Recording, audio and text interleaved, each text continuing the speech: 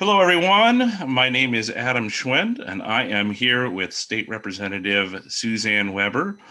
We are having our first go at this. Hopefully it's something that we're going to be doing pretty regularly, especially during the legislative session. But we want to make sure that we can get the representative out and just let people know what's going on during the session. So, Representative, thanks for being with us today.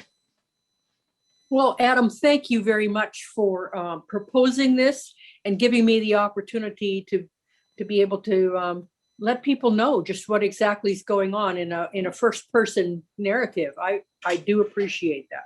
You bet. And thank you. Thank you. Thank you for taking the time. You are a very, very, very busy person, and probably more busy than you expected to be, and in ways that you didn't expect to be. You have a very different life in the Capitol than most legislators have in their first terms. So I would love to hear, and I think a lot of folks would like to hear, what your life is like in the Capitol, how your office runs, what your day-to-day life is like. And maybe saying in the Capitol might be a strong phrase because you're not there very often. You're not there. This is something that I did not expect that the environment would be like. I am a member of 3 separate committees: education, housing, and early childhood. And we meet each committee twice a week for an hour and 45 to 2 hours. So it's about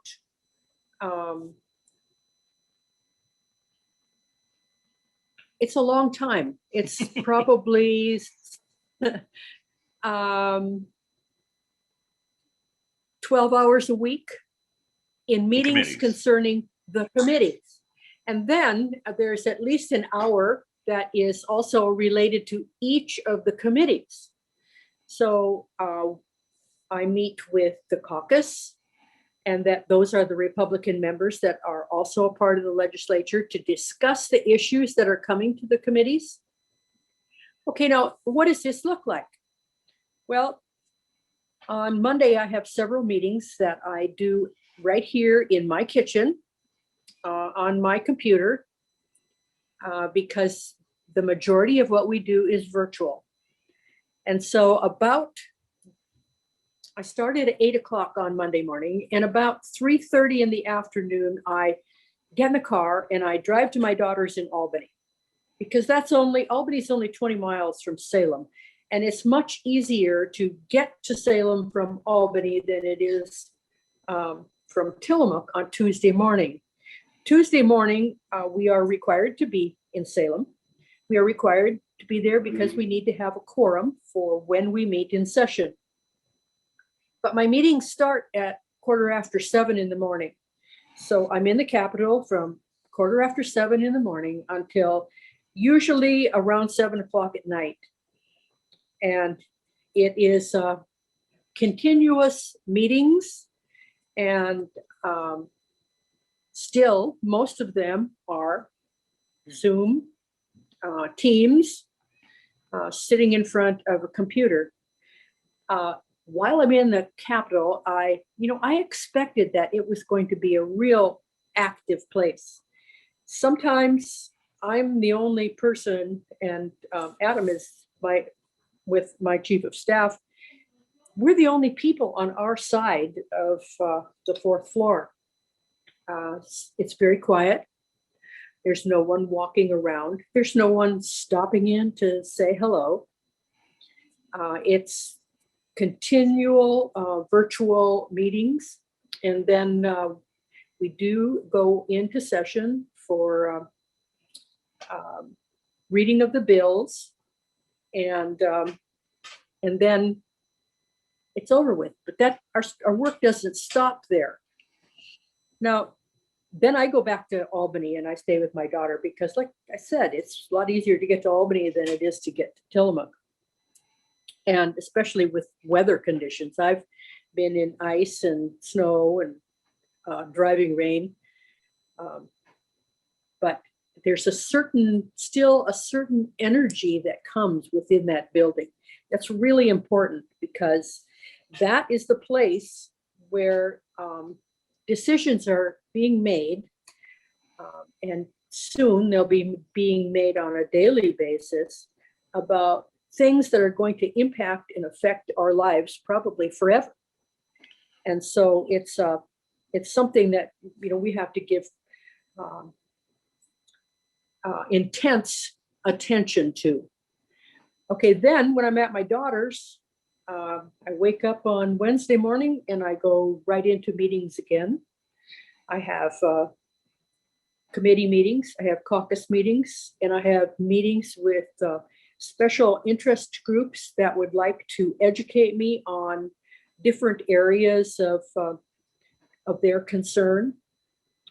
And Lynn, I think it's important to say, when you say special interest groups, that can sometimes have a negative connotation. But when we say special interest groups, it's people who are advocating for important issues. It's a Habitat for Humanity, it's the food bank, it's business organizations. So it's the people I've met with a lot of student organizations this week. And the students are very concerned about things that are going to be impacting them in the legislature going forward. And there's a student group, Osprey, who is really concerned with the environment. And they see the bills that are coming forward, and they want to tell the legislators just how important they think those things are. And I think that's really important. I have met with the college folks from the college, from the community colleges, and from the 7 colleges within this major universities within the state, talking about issues that are affecting education and affecting our college students. I find that these groups that have special interests have a real opportunity to be able to educate me about things that I probably don't know about. And I appreciate that. And I think it's one thing that's been great about you is that you take meetings with everybody. Anybody who asks for a meeting, you will meet with them. You will speak with them. Even groups that during an election flat out did not support you. Not only didn't support you, but actively campaign for your opponent. But when the session starts, it doesn't matter anymore. You are the representative for everyone, and I have to applaud you. You take those meetings, and it doesn't matter who they are or what they're advocating for. You want to listen, and you may walk out of that meeting or Zoom out of that meeting, still not agreeing, but you've been educated, and I think you're better for it. Right. And, there are some of the bills that have been brought forward that, there are things that could be supported if there were just some little changes. And so, hearing from their perspective, how they feel about it, brings a lot of those little things that could make it really workable right to the surface. And that's another reason that I really appreciate that. Excellent. And I think we can all agree that the way this session's going, in terms of having to be so much of it being virtual, at least for the time being, as you mentioned, the House comes into session on the floor for just a short period of time to introduce bills right now on Tuesday mornings. Hopefully, as things progress, you will be able to have a little bit more of a normal situation of meeting on the floor more often. But it's not an ideal situation, but people still can submit testimony, and that testimony does change minds. It does. And, OLIS, which everyone has the ability with a computer to be able to go to OLIS, the Oregon Legislative, I can't remember what it all stands for. Information system. And I apologize for not having that totally memorized, because all I know it is OLIS. that can tell you the bills that are going to be in the committees, the bills that are going to be priorities. You can open up those bills and see exactly how they're formatted and how they're presented. And from that, you can understand how the possibilities are that they will affect you. And then you have the opportunity to be able to provide testimony also. And the nice thing about this, and not everybody agrees with me on this, but the nice thing is that if you're in Tillamook and you are passionate about an issue, you have the ability to testify in that hearing, in that committee, for or against that bill. And if you don't, I think if you don't want to testify via video or via phone, you are still able to submit testimony in writing. Yes. And you can go, for everybody who would like to know how to do all of this, if you just go to OregonLegislature.gov, and then on the left side, you can see watch meetings, and that'll take you to what meetings are going on that day. You can go to 2021 Senate and House bills, and you can explore what bills have been introduced. And then you can go to make your voice heard, and you can submit testimony, or you can sign up to testify remotely on a bill. So I don't think any of us think this is ideal. No, I think we would all prefer to have the Capitol open normally in a normal way, but I think it's a good thing to know that your testimony, even when you are not there, it is heard. It does make a difference, and it does change minds. It does. And like you said, the most ideal situation is for us to be there in person and be able to, participate person to person, person to committee in a real open way. We don't have that opportunity right now, but I am an advocate for us doing that, opening up the Capitol to be able to accomplish this. And I think that we can get this done even in a time of COVID. So I am a proponent for that on all levels. I know a concern and a wish that you shared with your colleague, Senator Johnson, who represents the area as well, was to make it so that you came in, you did the work that was absolutely necessary, absolutely required, and then you got out. Unfortunately, that the presiding officers had a different opinion of how that should work. And so far, I think we've seen just about 3,000 bills be introduced. Yes. So you don't get to make that decision. I know if it was your decision, you probably would do it a little differently, but that's not your decision to make. So I know you haven't introduced a ton of bills for that reason, but you have introduced some important bills. Let's talk a little bit about a couple of them. First of all, HJR 4, it's House Joint Resolution 4. HJRs are how the legislature refer issues to the ballot for often changes in the Oregon Constitution.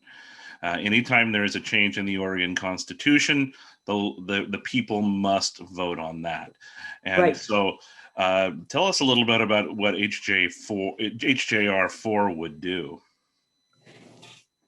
When I was campaigning, one of the things that I said that was so important and something that we needed to really focus on was to be able to fund education first. And that is the basic premise of HJR 4, is to require that education be fully funded first. Education is our future. It's something that we've had some real blips in our system over the last year. It's important that we look towards preserving and forwarding the goals of educating our children and our citizens first. And that's why I think that this is so important, and this is why I am pushing this forward as something that we as a state need to embrace. And I don't think anybody says that that wouldn't cause some hiccups in budgeting. I think it absolutely would, but so often we hear that education is our top priority. Education is our top priority. I don't know about you, but when I'm paying my bills, I pay the most important stuff first, and then at the end of the day, if whatever I've got left, I go from there, right? And I think that's what this bill does, is that it says if our top priority is going to be education, that needs to be the first check that we write. Right, exactly. We have a lot of challenges in our education system, and our children have a lot of challenges, whether it be food or homelessness or second language. All of those things need to be addressed so that we can move forward positively as a state. Well, and I think you touched on a little bit just a few minutes ago, but the other bill that we're focusing on is HB 2962. A lot of kids have really fallen short through no fault of their own because of really virtual learning. So talk a little bit about what that would do. It is House Bill 2962, and it is an effort to take stock of what the COVID pandemic has done to education. How has it affected our children, our teachers, our broadband accessibility, our testing, we saw that a lot of children in certain school districts were falling behind and failing. How are we going to rectify this? How are we going to find out exactly what that is? Well, we have to take stock of education that has occurred during this time so that we can better address the needs of the children and the folks that are in the education system, so that we can go forward more confidently and know that we are meeting their needs. I'm passionate about that. So what this bill would do would be have all of the districts around the state take stock of what has happened in education during the COVID-19 pandemic, and then report back to the state, because not every district's going to have the same challenges. Challenges that Portland have dealt with are going to be different than the challenges that Astoria or Jewel or Seaside or Tillamook are focused on. And I think that's particularly important to see the issues in rural Oregon just as much as you see them in urban Oregon. So I think that's what that bill does. Yes, and I feel that it is necessary that we pass that bill, because we need to know, the effects, what's happened. I know that, it used to be with truancy, there were certain steps that were taken. Now, if someone decides not to go to school, what happens? Do they just disappear in the landscape?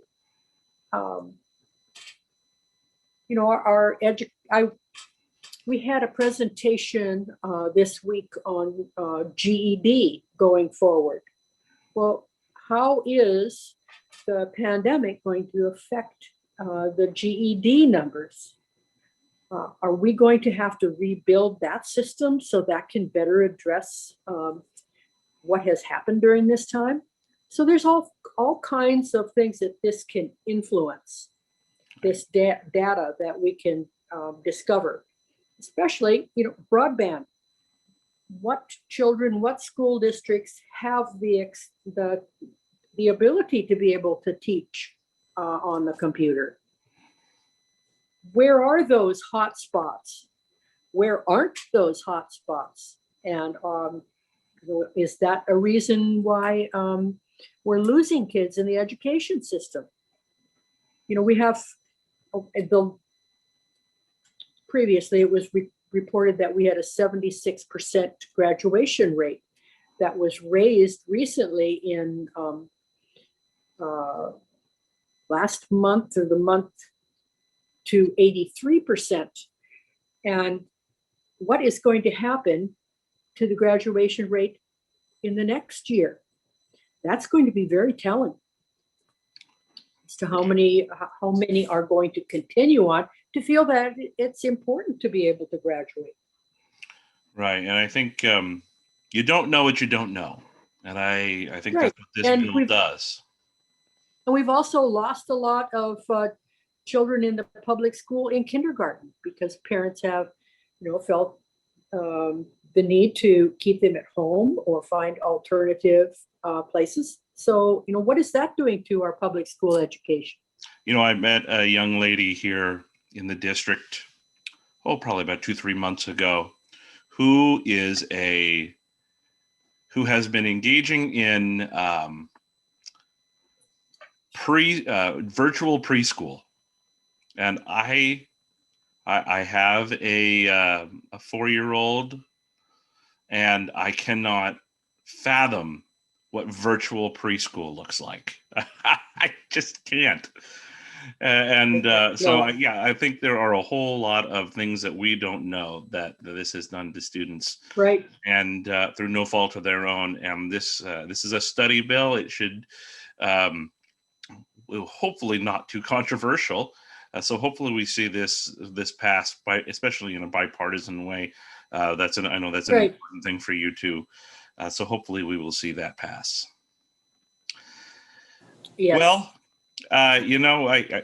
we can't possibly get through one of these over the past 12 months without talking about COVID, like specifically about COVID. It's always kind of in the periphery, but COVID has. It's affecting everything we do. It is. It's affecting everything we do, and I think there's a lot of folks out there who understand that COVID is a very serious disease, and it needs to be dealt with. But they're also looking at.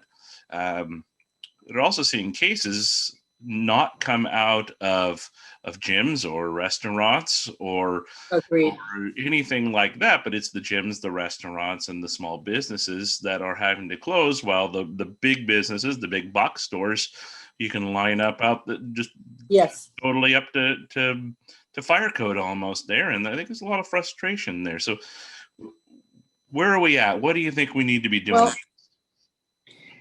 we need to follow the science. We need to listen to the science. And yes, it is changing all of the time with all of the new variants that we are seeing being introduced. However, we are not seeing outbreaks in areas that are closed, like restaurants and gyms and YMCAs and things like that. And I think that we should be looking at that science, and then we should be determining, yes, those places can also open up, just like the grocery store can, and the other stores that are being called essential, like the fabric store and the pharmacy. All of those places, the gyms and the restaurants, are important for social gatherings for people. And I have felt that the restaurants have done huge job in making their areas safe and addressing that particular thing, the science that is telling us what we can do and what we can't do to keep from getting this virus. So it's my opinion that common sense tells me if the grocery store and Home Depot can be open, the restaurants and the gyms can be open also. And I think the owners, the small business owners, they want to follow safety protocols. You mentioned so many of them have totally reworked their buildings. Yes. And it's not because they're being forced to, it's because they want to make sure that they have a healthy clientele. They don't want to have an outbreak happen in their business. And I find it very disconcerting that we can allow lottery poker and lottery games to be played in bars and restaurants, but we can't serve any food to go with it. So what is the draw other than the lottery to go in there? Yes. And yes, we're falling behind on lottery funds for the state to be able to spend on their projects. However, how wrong is it to just open up for the lottery? Right. I think it's crazy. Right. And fortunately, the entirety of your district is now out of extreme. Washington and Clatsop counties who are now in high risk, and Tillamook County in low risk. So everything can be open to an extent.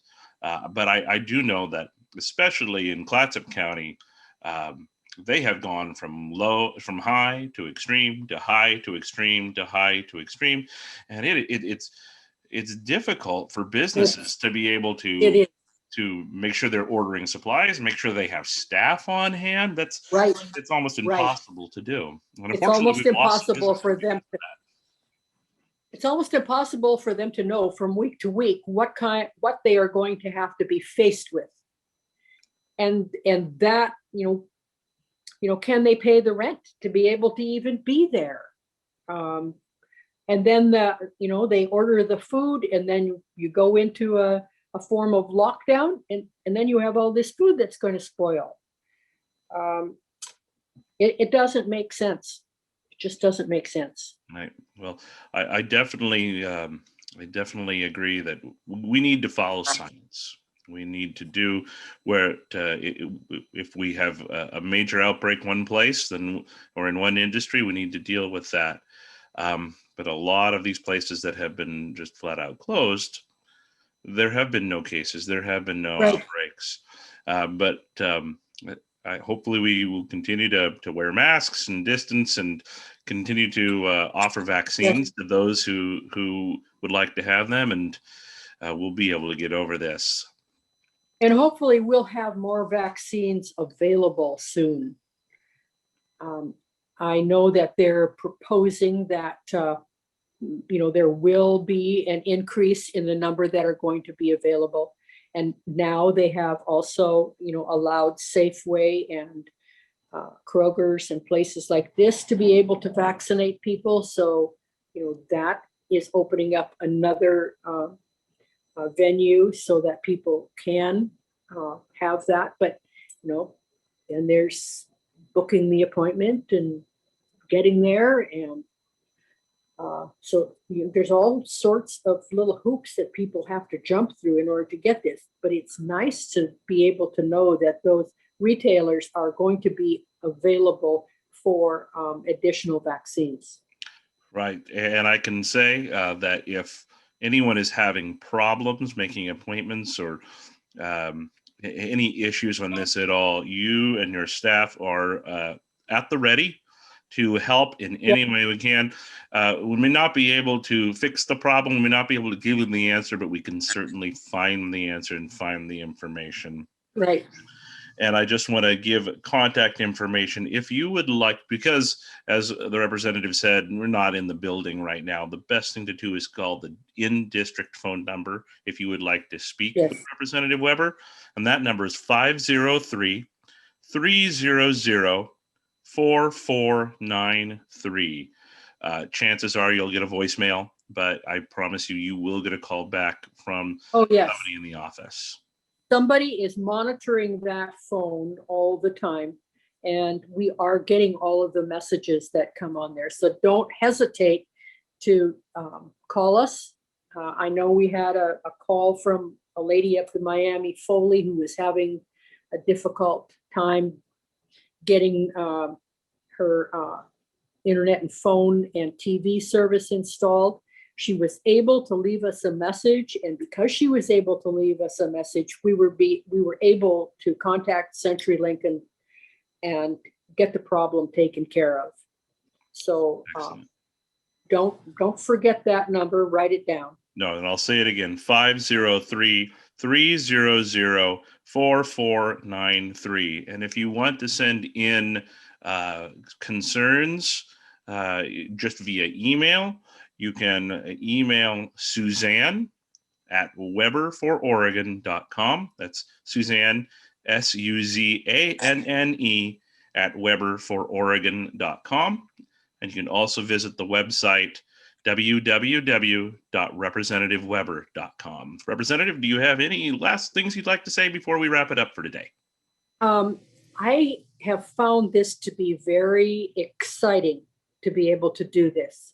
And I've never done so much reading, technical reading before in my life, because as each of these bills comes to the committees, we print them out. We print out all of the testimony, read it, and weigh it so that we can decide what's best for our district, because I'm there to represent you, the people that live on the North Oregon coast and in rural Oregon.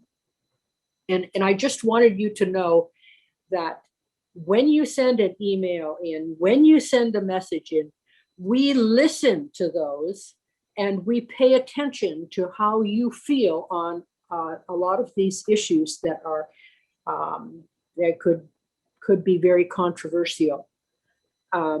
We pay attention to what it's going to do to Northwest rural Oregon.